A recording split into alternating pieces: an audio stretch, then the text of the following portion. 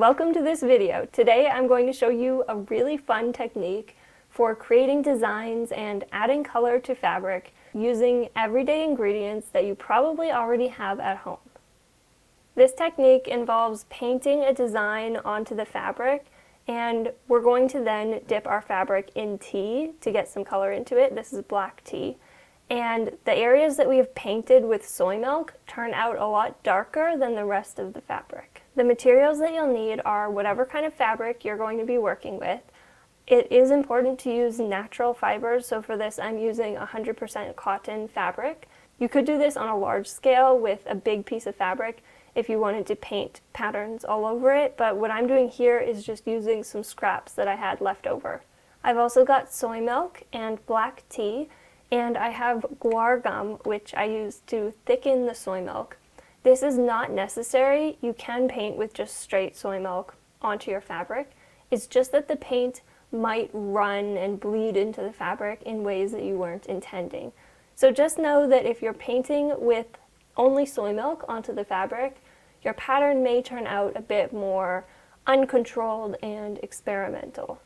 So I add just a tiny bit of guar gum to the soy milk to thicken it and make it easier to work with.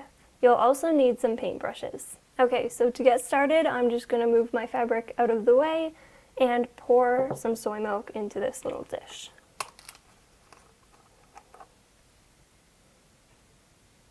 Don't need too much.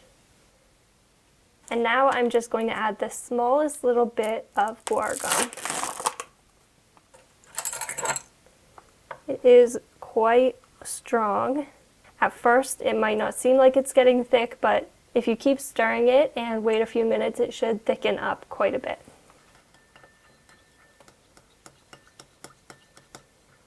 Alright, now we've got quite a creamy consistency here. So I'm happy with this, and I'm going to use this to paint some designs on my fabric. I'm going to clear an area here, and I'm going to start with a little piece. Now I've got to figure out what I want to paint on this. Okay, I think I'm going to just go for some kind of flowy, squiggly lines.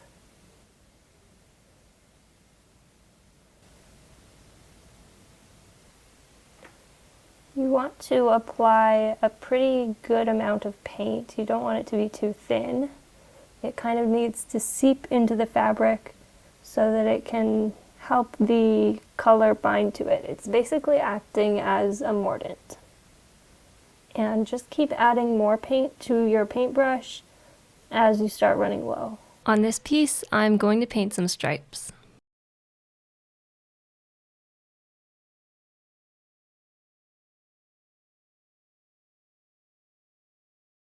And for this one, I'm doing some little ovals. Alright, it's the next day, my pieces are dry, and I'm going to start making the tea. I've got my tea, I've made it nice and dark. Now I'm going to submerge my fabric.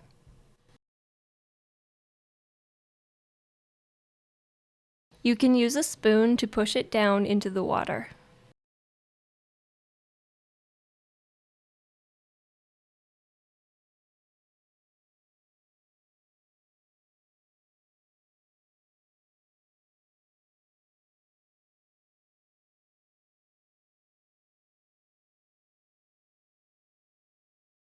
I'm going to let it simmer in there for about half an hour. You can already see the patterns getting darker. It's been about 15 minutes, and I'm going to leave it simmering for another 15.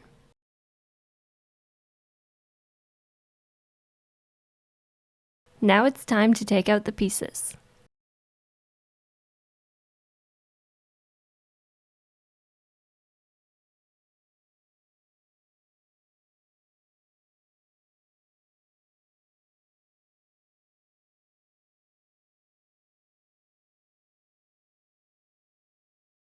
This is how they turned out.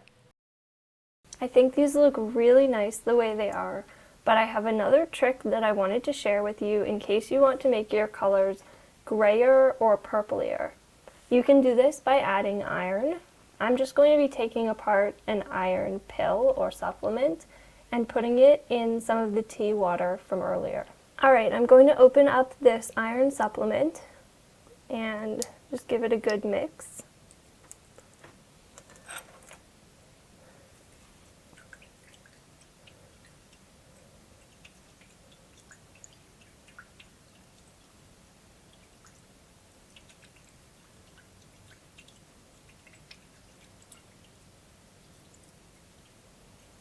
I'm only using a tiny little bit of tea water.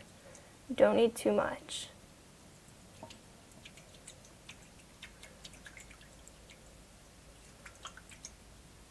And as you can see, it's really changed the color of the water.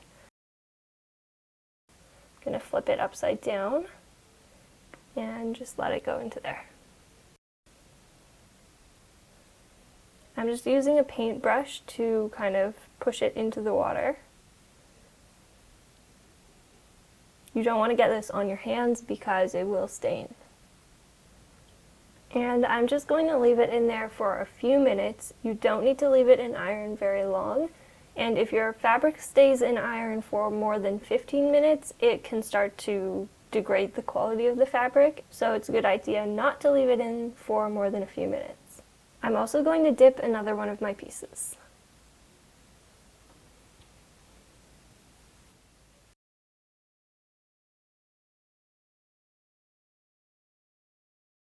This is how my fabric pieces look now that they're dry. I love this technique. It is such a fun way of creating unique designs on your fabric and just having fun with the painting process. Now I'm going to use these pieces to sew something.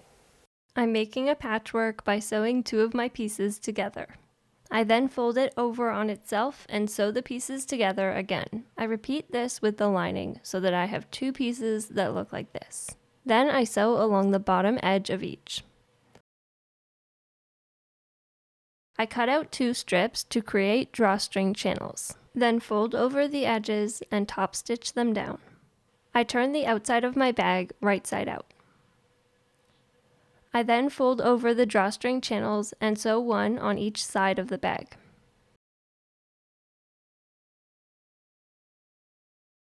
I place the bag inside the lining, right sides together, and sew them together along the top edge.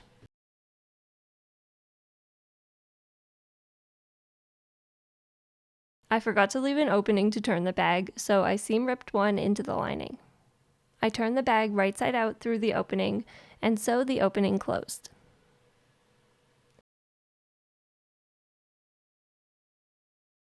Now that it's closed, it's time to push the lining into the bag.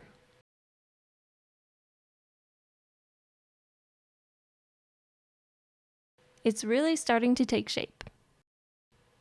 I then ironed the edges and added some top stitching. Now I'm going to feed a string through the channels.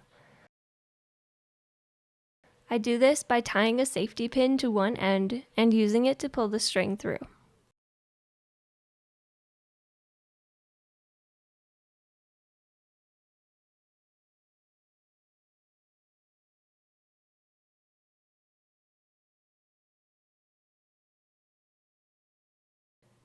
My drawstring bag is now finished.